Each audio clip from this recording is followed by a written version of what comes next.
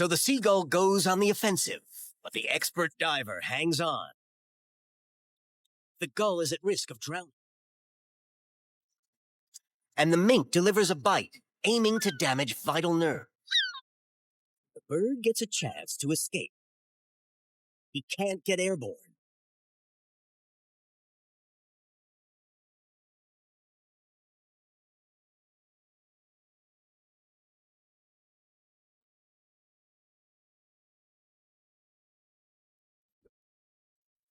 But they're still surprisingly hard to catch.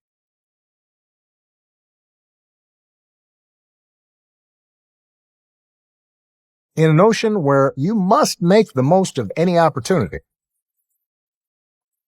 it's a chance to feast.